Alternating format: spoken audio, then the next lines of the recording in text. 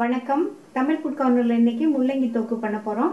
இதுல நம்ம கொஞ்சம் கூட தண்ணியே சேர்க்காம நிறைய எண்ணெய் சேர்த்து பண்ணியிருக்கிறதுனால ஒரு வாரம் வரைக்குமே கெட்டு போகாம நல்லா இருக்கும்.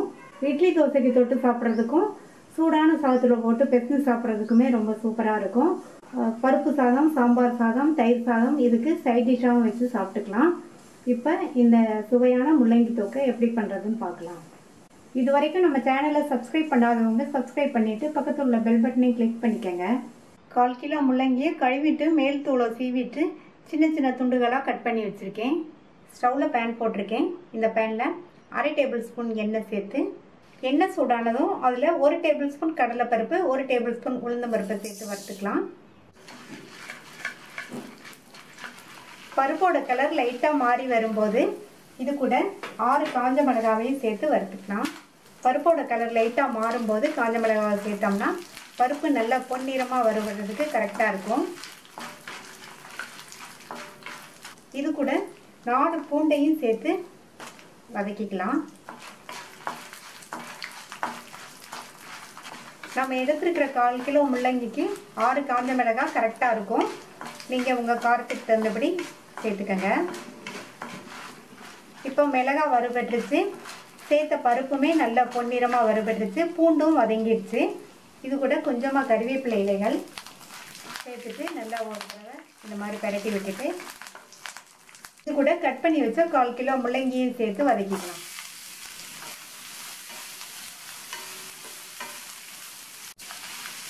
இந்த முள்ளங்கி எண்ணெயிலேயே நல்லா வதங்கணும்.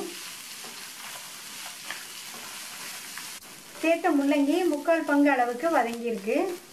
இது கூட கொஞ்சமாக மஞ்சள் தூள் சேர்த்துட்டு ஒரு பெரிய நெல்லிக்காய் சைஸ் அளவு புளி வச்சுருக்கேன்.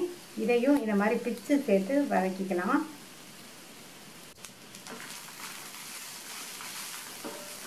மறுபடியும் இதை 1 நிமிஷத்துக்கு வதக்கிக்கணும். 1 நிமிஷம் போல் வதக்கி விட்டாச்சு. முள்ளங்கியுமே நல்லா ஃபுல்லாக வதங்கிடுச்சு, சேர்த்த புளியும் வதங்கிடுச்சு.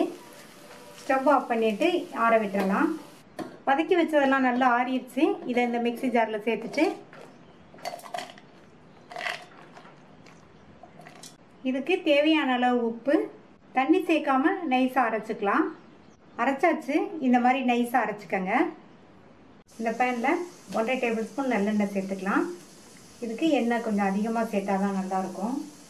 எண்ணெய் சூடாயிடுச்சு. அதில் 1/2 டீஸ்பூன் கடுகு, 1/2 டீஸ்பூன் உளுந்து, அது கூடவே 1/4 டீஸ்பூன் சீரகமும் சேர்த்துக்கோங்க. எல்லாமே நல்லா பொரிஞ்சிருச்சு. கறிவேப்பிலை, 1/4 டீஸ்பூன் பெருங்காய பவுடர், இது கூட நம்ம அரைச்ச இந்த தொக்கை சேர்த்துக்கலாம்.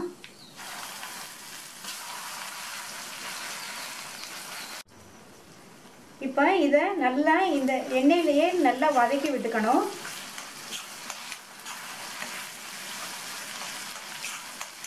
நம்ம நிறைய எண்ணெய் சேர்த்து வதக்கிறதுனாலையும் தண்ணியே கொஞ்சம் கூட சேர்க்காம அரைச்சிக்கிறதுனாலையும் இந்த தொக்கு ஒரு வாரம் வரைக்குமே கெட்டு போகாமல் நல்லாயிருக்கும். டேஸ்ட்டும் ரொம்ப ரொம்ப சூப்பராக இருக்கும்.